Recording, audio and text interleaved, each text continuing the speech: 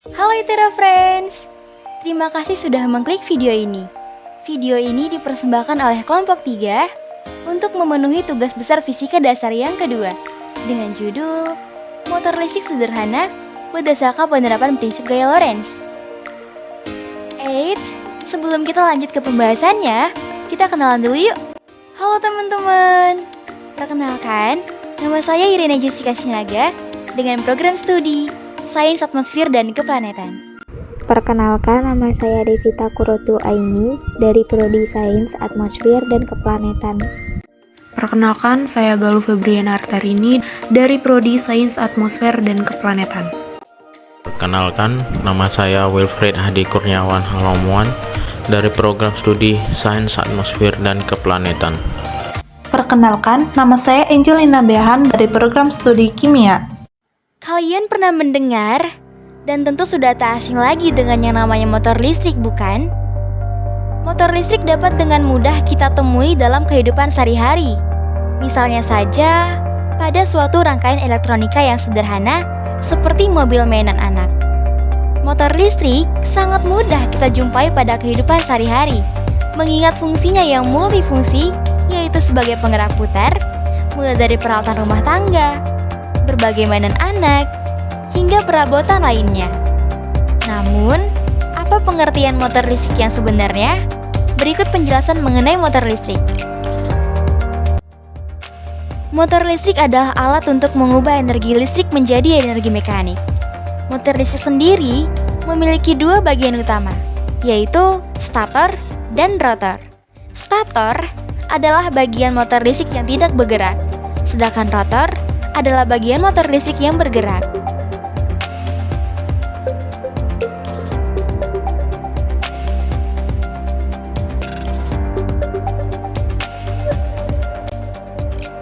Motor listrik bekerja berdasarkan prinsip gaya Lorentz. Apa itu gaya Lorentz? Gaya Lorentz adalah gaya yang timbul akibat adanya arus listrik dalam suatu medan magnet. Untuk memahami penerapan gaya Lorentz, dapat kita lihat dari animasi berikut. Ketika suatu konduktor dialiri arus listrik, maka akan menimbulkan gaya yang menyebabkan konduktor melengkung ke atas, akibat adanya pengaruh medan magnet. Semakin besar arus listrik yang digunakan, maka lengkungan konduktor akan semakin besar pula. Nah, dari percobaan ini, kita dapat mengamati bahwa besar dan arah gaya Lorentz bergantung pada besar dan arah arus listrik. Kita juga dapat mengetahui bahwa gaya Lorentz yang disimbolkan dengan F akan selalu tegak lurus terhadap kuat arus yang disimbolkan dengan I dan medan magnet yang disimbolkan dengan B. Secara matematis, gaya Lorentz didefinisikan dengan persamaan F sama dengan B dikali I dikali L dikali sin theta. Dengan keterangan, F merupakan gaya Lorentz dengan satuannya Newton, B merupakan medan magnet dengan satuannya Tesla, I merupakan kuat arus dengan satuannya ampere, L merupakan panjang kawat dengan satuannya meter, dan theta merupakan sudut antara arus listrik dan arus medan magnet. Untuk memudahkan mengingat arah gaya Lorentz yang dialami penghantar ketika dialiri arus listrik dalam medan magnet, digunakan kaidah tangan kanan, yaitu arah arus listrik yang disimbolkan dengan I ditunjukkan oleh ibu jari. Kemudian arah medan magnet yang disimbolkan dengan B ditunjukkan oleh jari telunjuk. Dan yang terakhir, gaya Lorentz yang disimbolkan dengan F ditunjukkan oleh jari tengah. Prinsip gaya Lorentz diterapkan di motor listrik. Gulungan kumparan ditempatkan di dalam medan magnet, kemudian dialiri arus listrik sedemikian rupa, sehingga gaya Lorentz yang dihasilkan pada kumparan mengakibatkan gerak memutar. Berikut beberapa benda yang bisa dijumpai pada kehidupan sehari-hari dengan menerapkan prinsip motor listrik di dalamnya adalah kipas angin, blender, mixer, mesin cuci, dan lain-lain. Berikut langkah kerja pembuatan alat. Di sini saya akan menjelaskan langkah kerja pembuatan alat, yaitu motor listrik sederhana.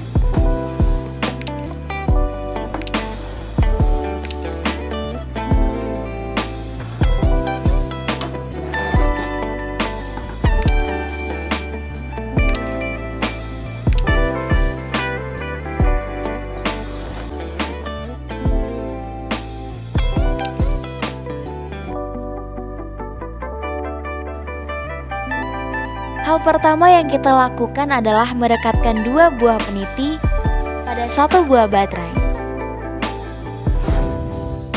Dan letakkan masing-masing peniti pada tiap kutub baterai dengan menggunakan selotip.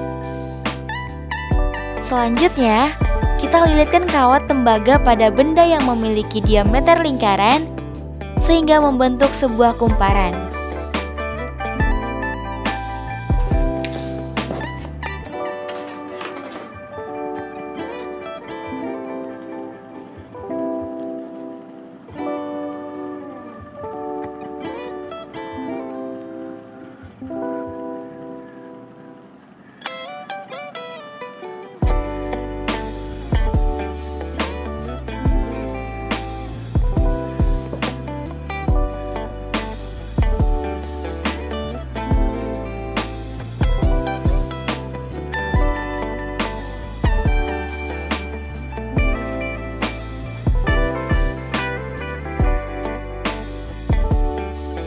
Setelah dirangkai menjadi seperti ini, letakkan magnet di antara kedua buah peniti, kemudian kumparan yang tadi sudah kita buat, letakkan di atasnya, dan yang terjadi adalah seperti ini. Kumparan akan berputar dengan kecepatan yang konstan.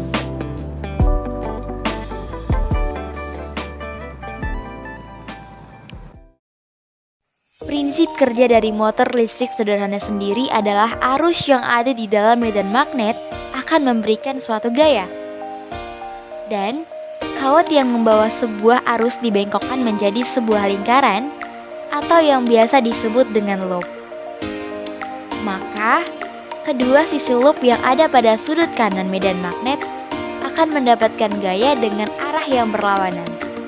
Hingga pasangan gaya akan dapat menghasilkan tenaga putar yang biasa disebut dengan torsi untuk memutar kumparan.